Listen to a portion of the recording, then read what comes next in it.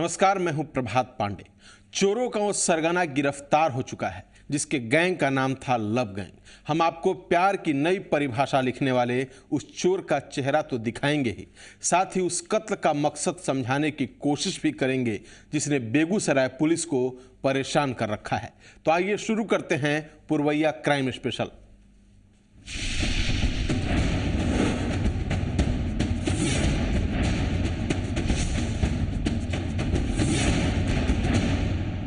बेगूसराय में बेटी के सामने उसके पिता को गोलियों से भून दिया गया। दिन दहाड़े हुई हत्या की इस वारदात से इलाके में खौफ पसरा हुआ है, लेकिन सबसे बड़ा सवाल यह है कि आखिर कातिल कौन थे और कत्ल के पीछे उनका मकसद क्या था। बेटी के सामने पिता की हत्या।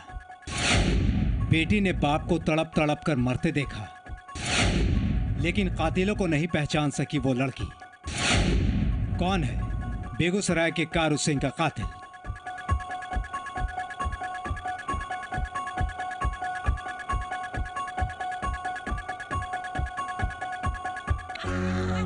मातम का ये मंजर बेगूसराय मुफस्सिल थाना इलाके के एधू गांव का है, जहां शुक्रवार की सुबह कारू सिंह नाम के शख्स को दो हमलावरों ने गोलियों से भून डाला है। लेकिन हत्या की इस वारदात को क्यों और किसने अंजाम दिया, ये रहस्य बना हुआ है। बताया जा रहा है कि एधू गांव निवासी कारू सिंह शुक्रवार की सुबह बाइक से अपनी बेटी को स्कूल छोड़ने जा रहे थे। तभी रास्ते में एक बाइक सवार दो लोगों ने उन पर अंधाधुंध फायरिंग कर दी, जिससे कारू सिंह मौके पर ही ढेर हो गए। लेकिन सबसे बड़ी बात यह कि पिता की हत्या करने वाले हमलावरों ने उनकी बेटी को छुआ तक नहीं। और यही वो बात है जो ये सोचने पर मजबूर करती है कि आखिर कातिल कौन थे और उन्होंने कारू सिंह का कत्ल क्यों किया। स्कूल से जा रहे बच्चा के लिए तब जाके कर्म की भेले गोली मार लगते अपराधी। जो उसके साथ बच्ची थे छोटी, उनकी लड़की, उसके अनुसार एक मोटरसाइकिल आके इसके मोटरसाइकिल में टकराया है। जब मोटरसाइकिल उठाने लगे तो दूसरा व्यक्ति जो उसके साथ या शागिर्द थे वो आके गोली मार दिया। 20 सड़क हत्या की इस वारदात से पूरे इलाके में सनसनी फैल गई और घटना स्थल पर लोगों की काफी भीड़ जमा हो गई। लेकिन हर किसी के मन में यही सवाल कि आखिर कौन थे वो लोग जिन्होंने कारू सिंह को गोलियों से भून डाला। घटना की खबर पाकर पुलिस भी कुछ ही देर में मौके पर पहुंच गई और पुलिस को ये मामला पुरानी रंजिश का नतीजा लग रहा है। जैसे लोगों के अनुसार किसान थे और पहले कुछ केस मुकदमा इन लोग का आपस में चल रहा है। नहीं, ऐसी कोई बात नहीं है। जब तक पूरा अनुसंधान नहीं होता है कुछ क्लियर करना मुश्किल है। अभी अनुसंधान का विषय है। पुलिस के शक पर सवाल खड़े कर रही है घटना स्थल से बरामद ये बाइक। बताया जाता है कि ये वो बाइक नहीं जिससे कारू सिंह अपनी बेटी को स्कूल छोड़ने जा रहे थे, बल्कि ये वो बाइक है जिस पर सवार होकर आए थे हमलावर। और कारू सिंह की हत्या के बाद उन्होंने घटना स्थल पर अपनी बाइक छोड़ दी और कारू की बाइक लेकर फरार हो गए। घटना स्थल पर अपराधी का मोटरसाइकिल और खोखा आदि मिला है। 4 जिंदा कारतूस, एक खोखा अभी तक मिले हैं और खोखा होना चाहिए चूंकि लगता है कि गोली ज्यादा लगी है। और सर्च हम कर रहे हैं और खोखा मिलने की उम्मीद है। कारू सिंह की बाइक लेकर कातिल भागे, जो ये सवाल खड़े कर रहा है कि कहीं ऐसा तो नहीं कि हत्या की इस वारदात को सिर्फ बाइक लूट के लिए अंजाम दिया गया। मगर फिर यहाँ सवाल ये कि अगर वो दोनों बाइक लुटेरे थे तो अपनी बाइक साथ क्यों नहीं ले गए। और इन सब के बीच एक सवाल ये भी कि क्या कारू सिंह की हत्या करने वालों का इरादा उनकी हत्या करने का नहीं था और उन्होंने सिर्फ बाइक की टक्कर से गुस्सा कर इस वारदात को अंजाम दे डाला। राजीव कुमार, जी मीडिया, बेगूसराय। उधर पटना पुलिस ने लव गैंग के सरगना को गिरफ्तार कर लिया है। लव गैंग चोरों का ऐसा गिरोह जो दिन में प्यार का प्रचार करता है और रात में चोरी। गिरफ्त में आया लव गैंग का सरगना। लव गैंग ने पटना में मचा रखा था आतंक। दिन में प्यार का प्रचार, रात में चोरी करता था गैंग।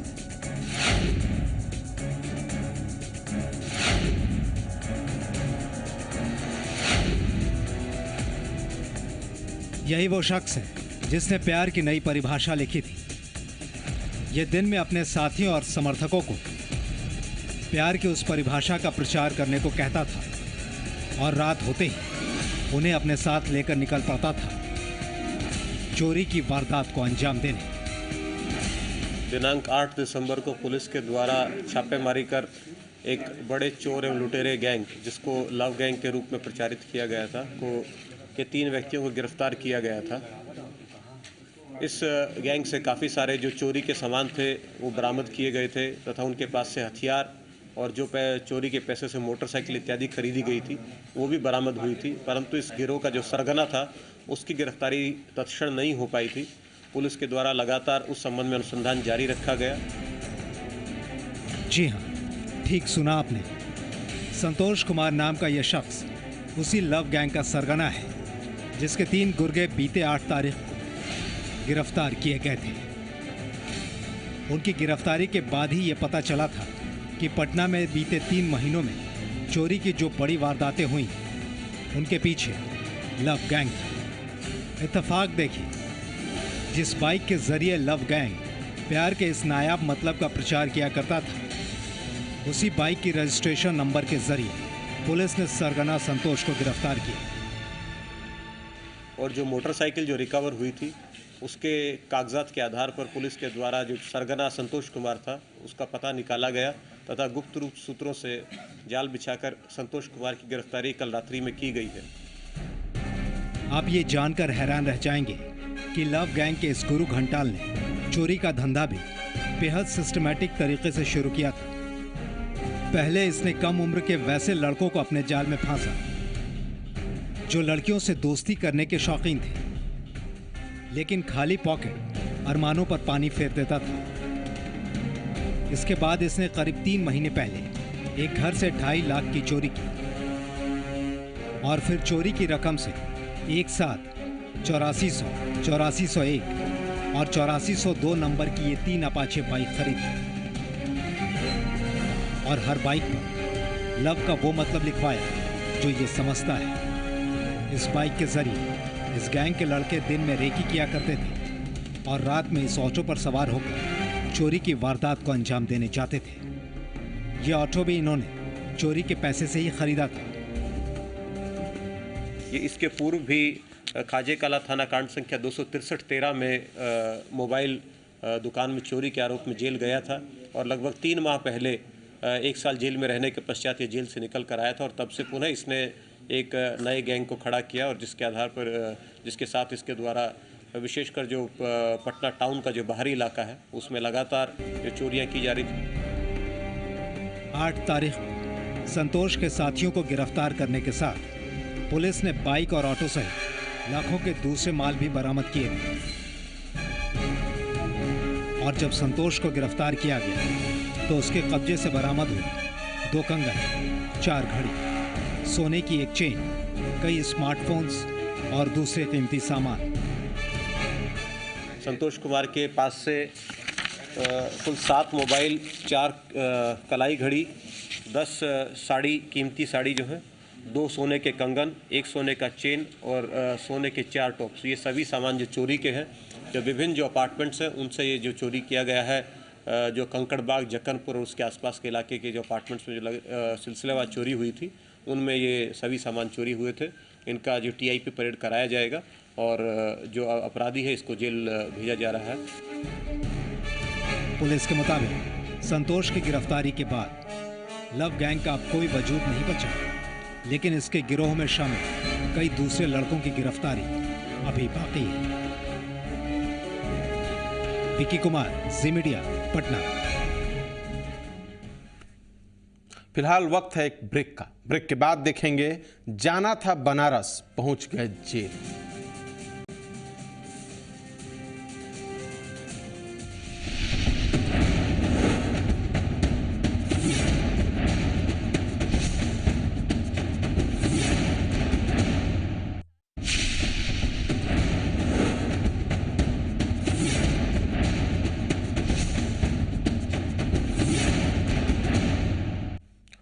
उसने बैंकॉक से वाराणसी की उड़ान भरी थी, लेकिन गया में गिरफ्तार कर लिया गया और जब उसके जूतों की तलाशी ली गई तो उसमें से निकला 4 किलो सोना। जी हां, जूते में छिपा था 4 किलो सोना। 1 करोड़ सोने के साथ पकड़ा गया तस्कर। बैंकॉक से वाराणसी जाते वक्त गया में गिरफ्तार।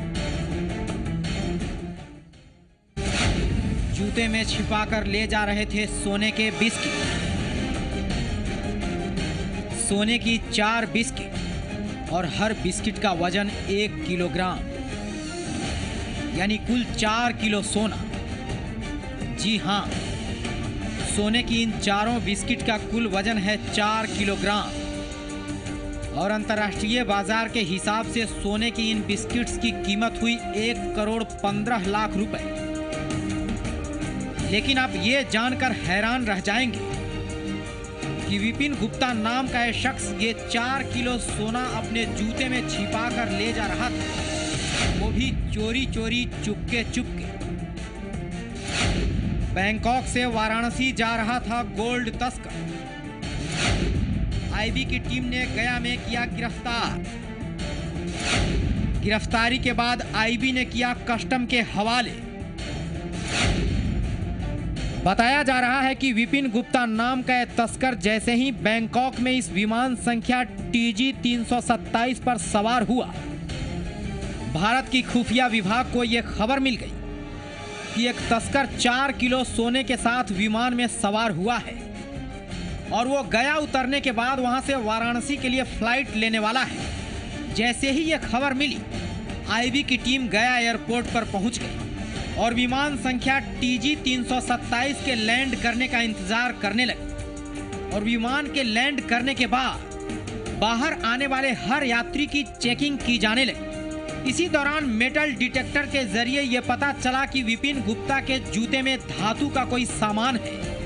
उसके बाद जब इसके जूते निकलवा कर उनकी जांच की गई तो जूते के हील और सोल के पीछे से बरामद हुए सोने के ये बिस्किट। पैसेंजर बैंकॉक से बनारस जा रहा था, लेकिन हम लोग को चूँकि इन्फॉर्मेशन था उसको गया में उतार दिया। फ्लाइट नंबर कितना थी? कौन सी? TG 327।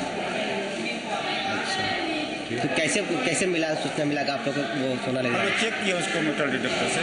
अच्छा, तो अभी जो अभी थे वो कहाँ है? अभी कहाँ? अभी हम लोग कस्टडी में है।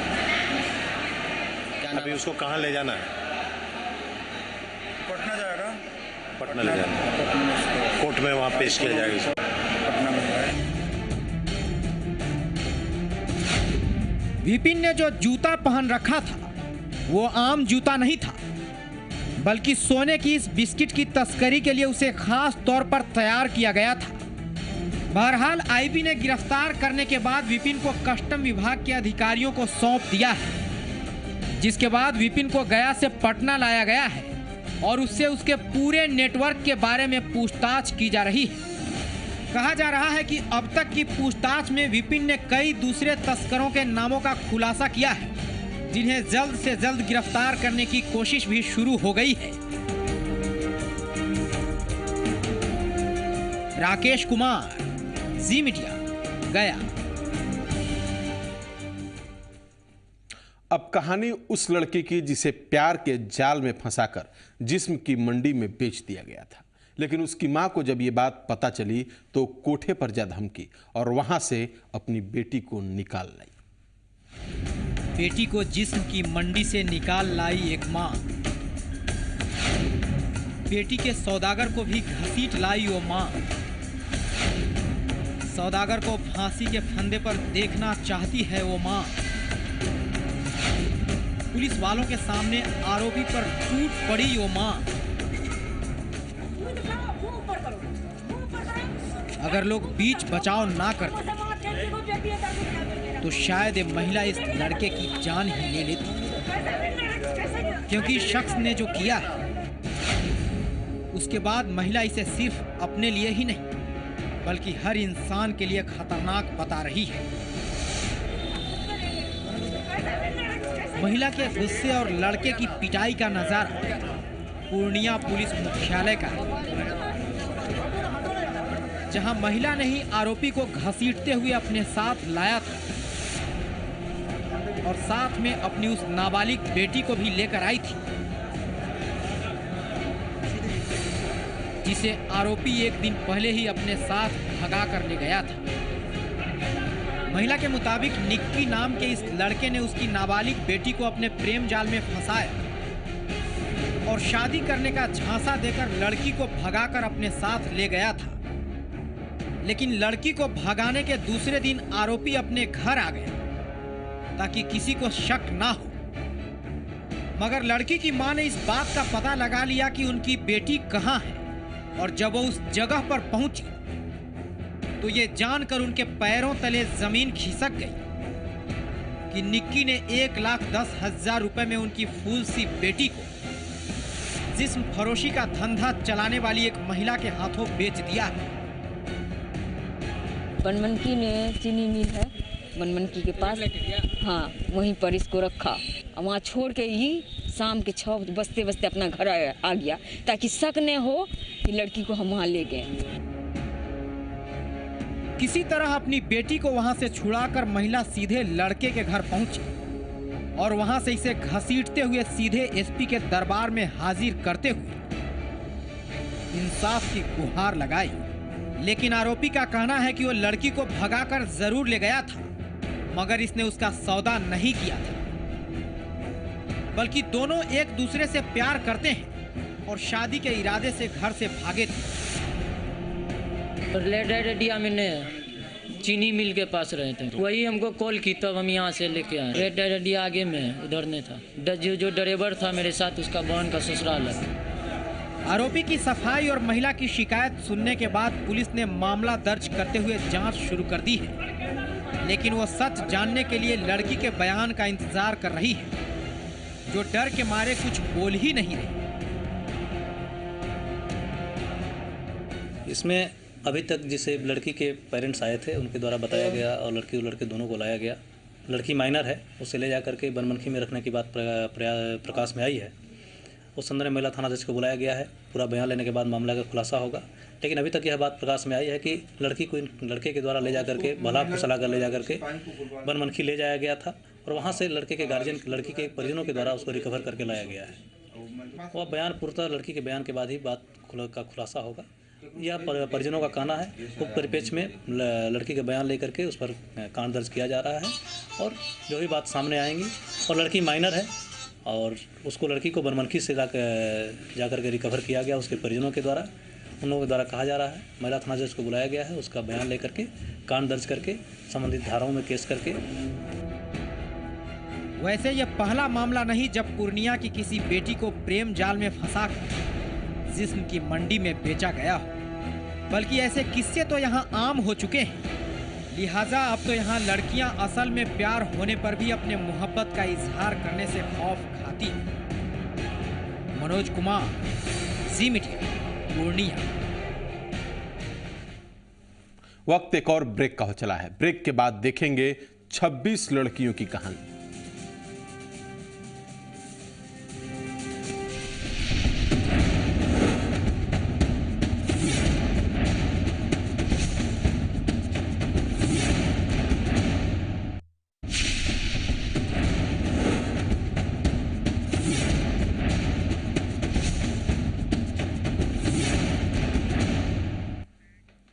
वो 26 लड़कियां जो सालों से गुलामों की तरह जी रही थीं, अब आज़ाद होकर अपनी ज़िंदगी जी सकेंगी।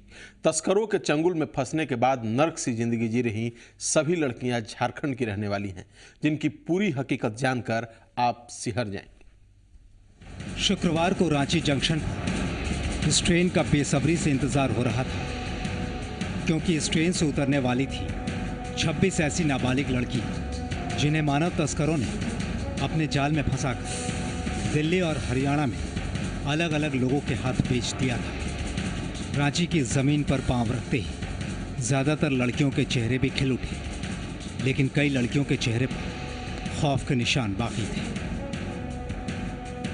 बेसिकली बच्चे का कई प्रकार के मानसिक प्रताड़ना भी किए गए हैं और बच्चों के साथ में कई तो ऐसे मामले हैं जिसमें इनके खुद के अपने माता पिता के साथ साथ कुछ ऐसे उनके नियरेस्ट एंड डियरेस्ट जो फैमिली मेम्बर हैं उन बच्चों को दलालों के हाथ से बेच दिए गए थे। तो बहुत दुखद है और ये स्थितियाँ हैं कि बच्चों को काफ़ी ट्रॉमाइज हैं और हम लोग प्रयास करेंगे कि इन्हें अभी एक आध सप्ताह तक इन बच्चों को रख कर इनकी पूरी काउंसलिंग बेहतर हो।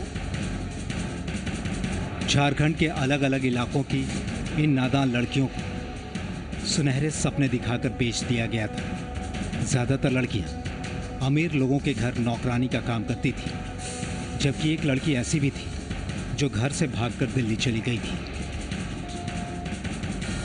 इमरजेंसी वाले लेके गए थे मेरे को, काम के लिए लेके गए थे वहाँ पे। कहाँ पे काम करती थी? द्वारका में, दिल्ली। वहाँ पे खाना वाना तो सब कुछ मिलता था। झाड़ू पोछा करते थे, बर्तन करते थे, डस्टिंग करते थे, कपड़े भी धुलते थे, सुखाते थे, उठाते भी। मम्मी पापा से लड़ाई हुआ था तो घर से हम निकल गए थे गुस्से से, तो ट्रेन में बैठ गए थे। फिर वहाँ से हमको दिल्ली चले गए थे, तो दिल्ली का पुलिस वाला हमको डाल दिया था, वो होम में डाल दिया था। वहाँ पे खाना भी अच्छा से नहीं मिलता था।